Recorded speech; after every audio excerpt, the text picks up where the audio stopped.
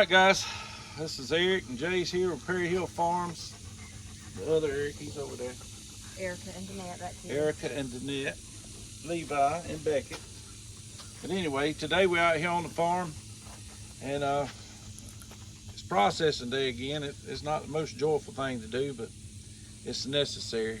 And so we're not going to show the killing or anything like that, but you know, we will show you how to process, or you know, once we get the animal dispatched, we'll show you how to process it where you can eat it.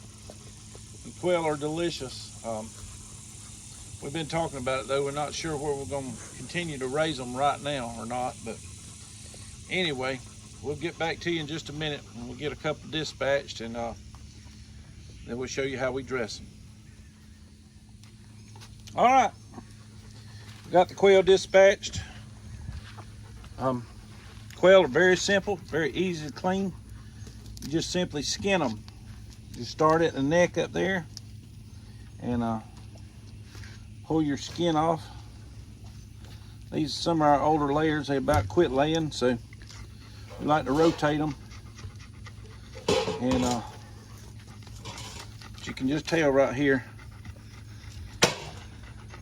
Pull the skin off all the way down. We usually save the whole bird to cook. Never done any of these before till the last time we dressed some, and but they wound up being delicious.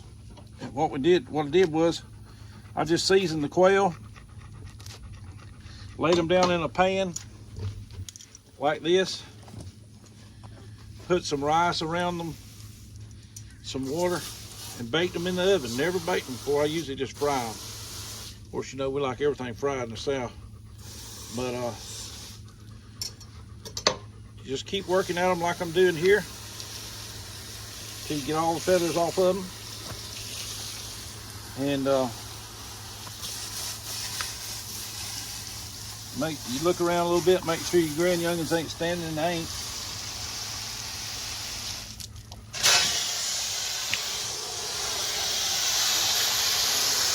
I'm gonna take right here, cut the wings off at the joints. Same way with the feet. Cut the feet off at the joints. These are a little more expensive to raise than chickens as far as, you know, the amount of money you're gonna have in feeding them versus the time it takes you to get them up big enough to eat.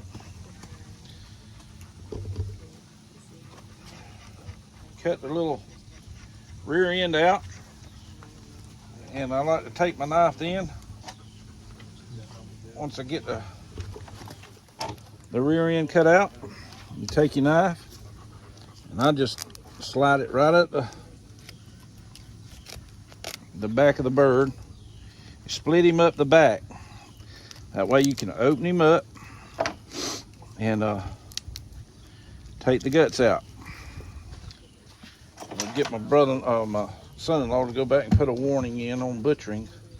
If you don't like blood and all, it's probably best not to watch this part. Anyway, I'll take the water hose in.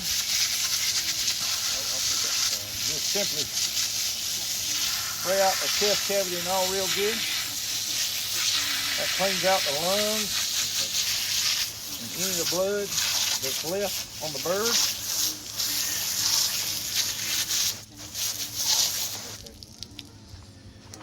And there you have a nice quail.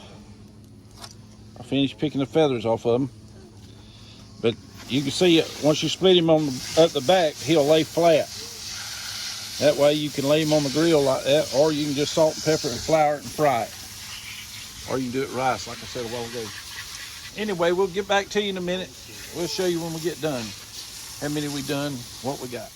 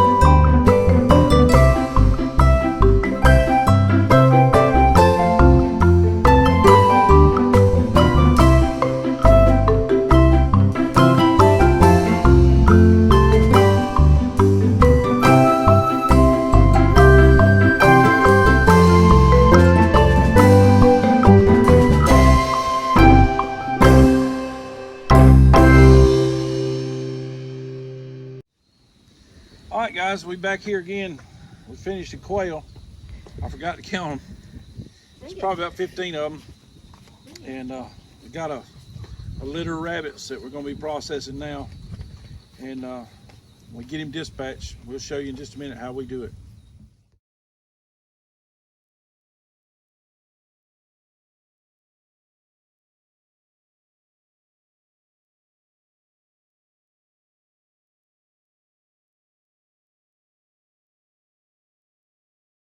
All right, guys.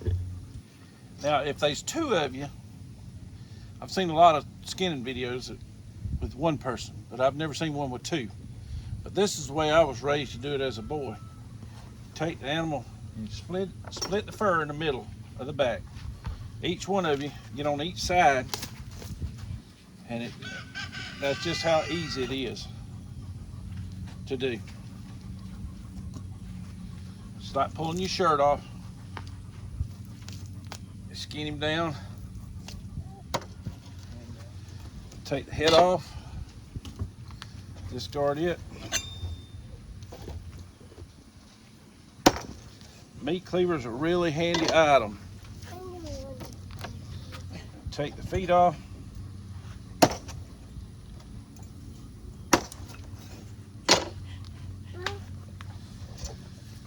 Take the tail.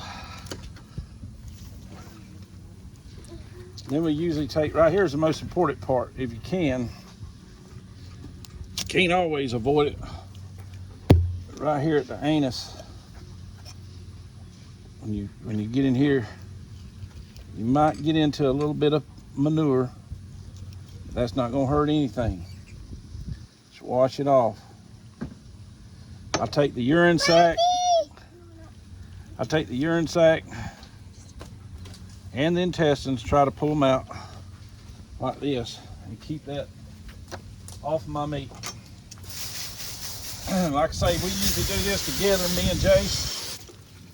And he'll start right here. You split him up the belly all the way to his neck. You can keep the liver to eat. You can see it's a pretty liver. Just like it looks just like a chicken liver, maybe a little darker.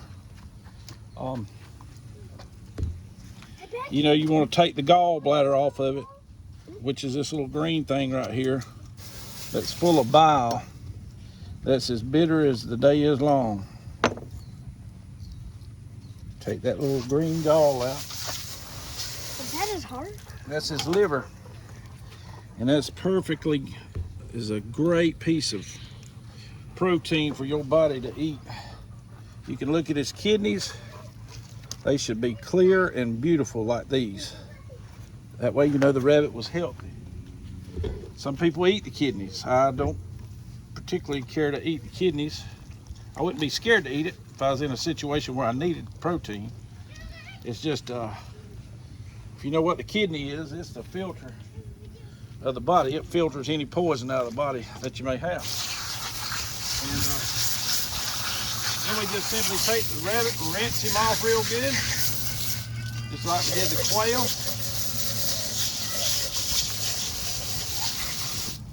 And a very important step in butchering that you might not think about, a lot of people don't think about, but it's very important once you get the animal butchered, you want rigor mortis to set up in this animal. In other words, you want to put him in some cold water. We'll put him in some cold water here in a little bit. We'll ice these down and we let them sit about 24 hours. This makes the meat much tenderer than if you just took it right in the house and cooked it. So you always want to let them rest and let rigor mortis set up in them. That way they're more tender.